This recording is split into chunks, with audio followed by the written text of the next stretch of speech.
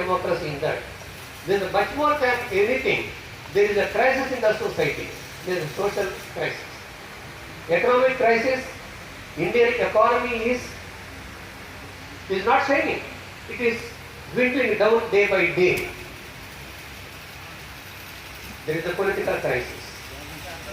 ఈ రోజు Indian constitution ఇచ్చినటువంటి ఫెడరలిజం ఏదైతే ఉందో ప్రభుత్వాలు ఒడిగిపోతున్నాయి. రాష్ట్ర ప్రభుత్వాలు ఒడిగిపోతున్నాయి.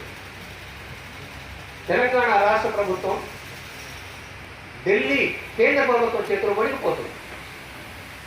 మొన్న ఆంధ్ర రాష్ట్ర ప్రభుత్వంలో ఏకరాజు సిండియాలు తయారు చేయాలని ప్రయత్నిస్తుంది. తెలంగాణలో కూడా ఏకరాజు సిండియాలు తయారు చేయాలని ఇప్పటి వరకు కేంద్ర ప్రభుత్వం భారతీయ జనతా పార్టీ ఆధీనంలో ఉన్న కేంద్ర ప్రభుత్వం 8 రాష్ట్రాలని ధ్వంసం చేసింది. ఇది crisis, political crisis. So who are damaging this India today? దేశం కోసం, ధర్మం కోసం అని చెప్తున్నారు. ఏది ధర్మం? ఎవరి దేశం? I appeal to all of you to understand that this country is ruled by foreign invaders. Aryan foreign invaders, they are ruling us. The Mool Nivasis of this country are being punished every day, every minute. Every 16th minute, one Dalit woman is raped in this country. So, we are pledging here to save India by saving constitution, saving democracy. From whom we shall save it? Who refused to respect tricolor flag of this country? Plurality, no diversity. Constitution talks about plurality and diversity. Constitution talks about 22 languages are recognized by the Constitution. But now they are saying we will import Hindi. They have already done. MBBS courses have started in Hindi. They have started already courses in universities, MA Astrology, Vedic Mathematics, Vedas, Manusmriti, all central universities, 55 central universities in this country, they have already introduced these courses. And then when you look at, there is enormous hunger, joblessness, the economy is completely collapsed. Manrega is not being implemented, Food Security Act is not being implemented, right to education is not being implemented, RTI amendments have been brought about in Parliament. RTI has also become completely irrelevant. In that kind of a context, this is the base of research which we have done. हमें पहले तो ये देखना होगा कि पूरे दुनिया में कहीं पर भी जातियां नहीं है.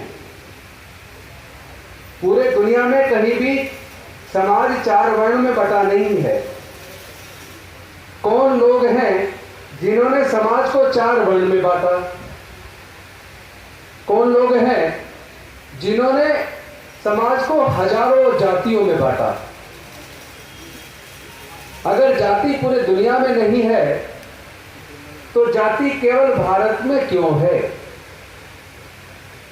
जाति के बनने से किसको फायदा हुआ है और जातियों की वजह से किसको नुकसान हुआ है?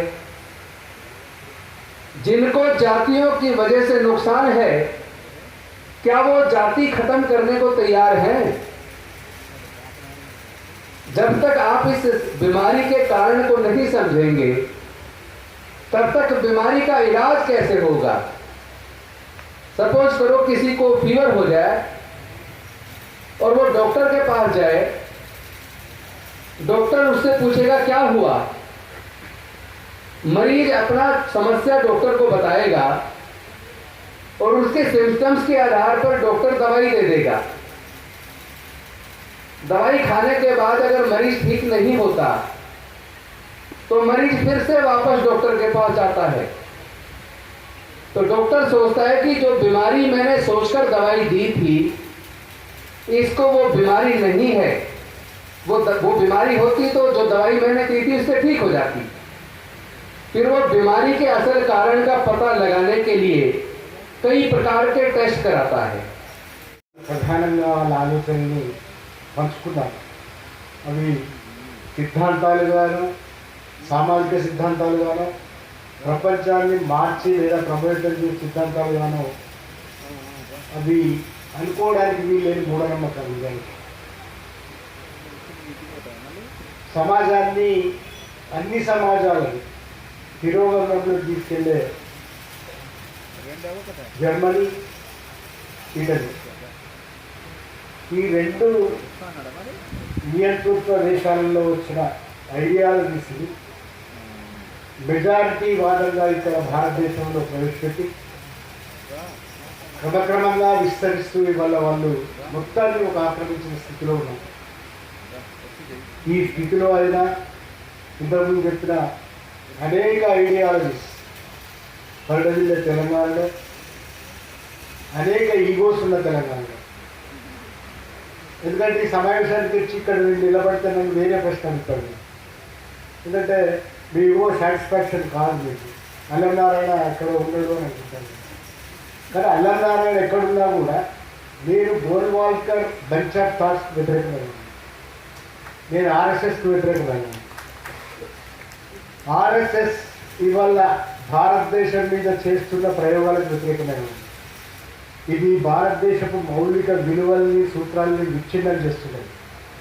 ఈ భారతదేశపు బహుళత్వాన్ని, ఈ భారతదేశంలో ఉన్న నిర్మించుకున్న లౌకికవాద విలువల్ని అన్నిటినీ ధ్వంసం చేస్తూ తొక్కుకుంటూ వెళ్తున్నది. ఇది ఫాసిజం. నేను అంచనా పెట్టింది కరెక్టే. ఇది ఆ తర్వాత ఫెడరలిజం అనే ఒక సిస్టమ్ని ధ్వంసం చేస్తూ ఏకజాతీయ అఖండ భారత్ లాంటి సిద్ధాంతాన్ని తీసుకుపోవడానికి ప్రయత్నం చేస్తుంది. तेलंगाना हैदराबाद राजधानी मैं यहाँ पे इस सम्मेलन में हमारे तमाम के डॉक्टर मेरे को बुलाया, उनके लिए जोरदार ताली मारो। दोनों गुजरात से आए हैं, हमारे आजू बाजू बैठे थे, उनके लिए जोरदार ताली मारा के स्वागत करो। हमारी भाषा दे रहे थे, अब कहाँ से? तेलंगाना से। एक तेलंगाना वाला भाई, उनके लिए भी थोड़ा ताली मारो। आज यहाँ पर आप लोग यहाँ पर सब प्रदेश से एक दो जो इंजो से राजनीति के शिक्षक थे, सब लोग आके ये 2 दिन का सम्मेलन में उपस्थित हुए। मैं छत्तीसगढ़ तरफ से और मैं छत्तीसगढ़ प्रदेश से आया हूँ। हम लोग को सबको मेरे तरफ से नमस्कार। आवाज में मुझे पहली बार मौका मिला है और 1 मिनट समय है, उन्होंने लिया है समय। कितने समय? 5 मिनट। आज लोकतंत्र बचाने के लिए जो एक कार्यक्रम है, हमारे दिल्ली से प्रिय उपासक समता सैनिक दल के भूतपूर्व राष्ट्रीय जनरल सेक्रेटरी और आप पार्टी से विधायक और पूर्व मंत्री सोशल जस्टिस दिल्ली, आप और डॉक्टर गोपीनाथ जी,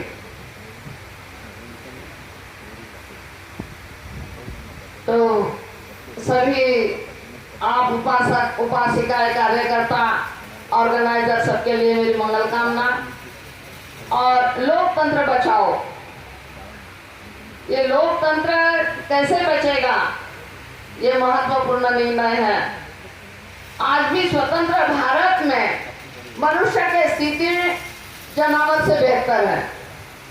एक मनुष्य को आप जानते ही हैं, हमारी स्वतंत्रता नहीं है। हमारे एडवोकेट राजेंद्र पाल गौतम जी को रिजाइन देना पड़ा, क्योंकि हम किसी को माने ना माने हमारा अपना अधिकार है। और उन्होंने कुछ भी गलत नहीं कहा, हम इनको नहीं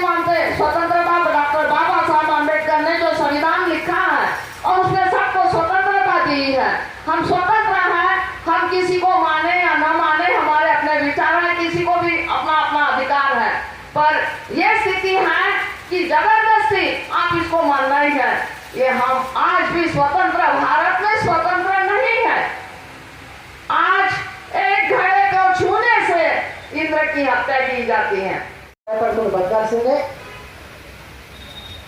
సో ఒకటి ఏం చేయాలి అనేది దాని మీద మాత్రం కొంచెము మనం అందరం కాడగలిసిపోతున్నాం. పరిష్కార మార్గాల గురించి దగ్గరికి వచ్చేసరికి కాడగలిసిపోతున్నాం.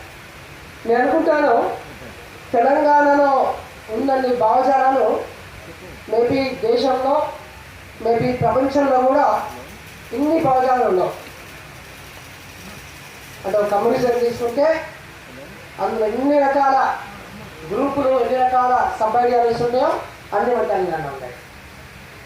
అట్లాగే పూలే అంబేద్కర్ భావజాలం తీసుకుంటే మళ్ళీ దానికి రాంబిళ్ళ కింద కూడా దేశంలో ఎన్ని ఉన్నాయో అన్ని మన తెలంగాణలో ఉన్నాయి. సో అట్లాగే మిగతా ఐడియాలజీస్లో కూడా అంటే లేని ఐడియాలజీస్ లేదు తెలంగాణలో. అది పాజిటివా నెగిటివ్ అనేది కూడా కొంచెం కష్టం చెప్పడం అనేది. కాకపోతే తెలంగాణకి ఒక మంచి క్యారెక్టరిస్టిక్ ఉంది, ఒక మంచి లక్షణం ఉంది. ఏంటంటే అవసరం అనుకున్నప్పుడు బయటకు వస్తారు.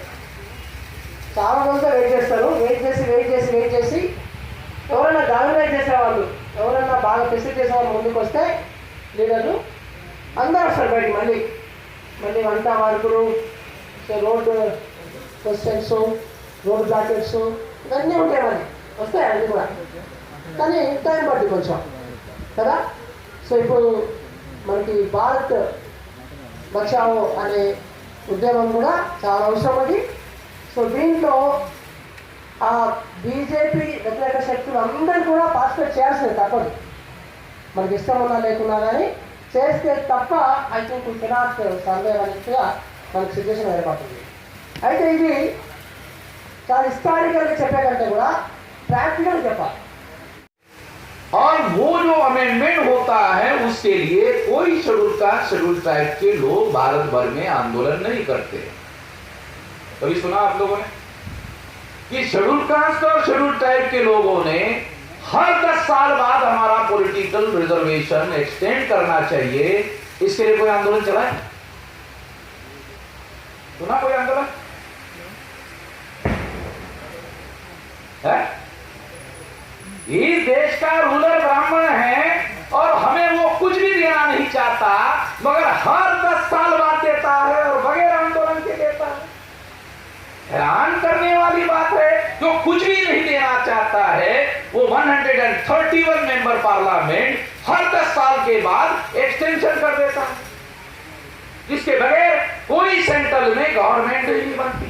मुझे बताओ, 26 जनवरी 1950 के बाद जब संविधान लागू हुआ तब से लेकर अब तक कोई सेंट्रल में government schedule caste schedule tribe के 22.5% समर्थन के बगैर बनी है? कोई गवर्नमेंट सेंट्रल में आज तक, चाहे कांग्रेस की सरकार हो, चाहे जनता पार्टी की सरकार हो, और अभी बीजेपी की जो सरकार है उसमें 76 शेड्यूल कास्ट शेड्यूल ट्राइब के एमपी है।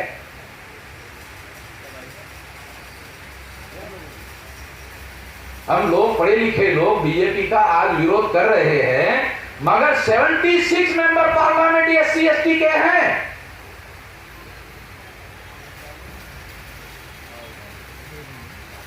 वो कैसे है? और वो ब्राह्मणवाद को मजबूत क्यों कर रहे हैं और कैसे कर रहे हैं? जो गांधी की हत्या करने वाले लोग हैं उनको फायदा कैसे हो रहा है पॉलिटिकल रिजर्वेशन से?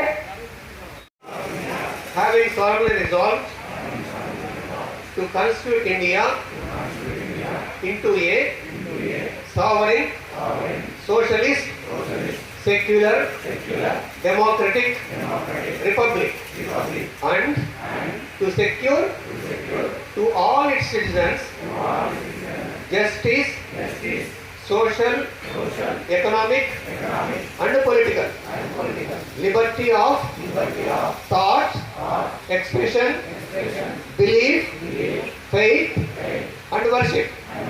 equality of status and of opportunity, and to promote among them all fraternity, assuring the dignity of the individual and the unity and integrity of the nation.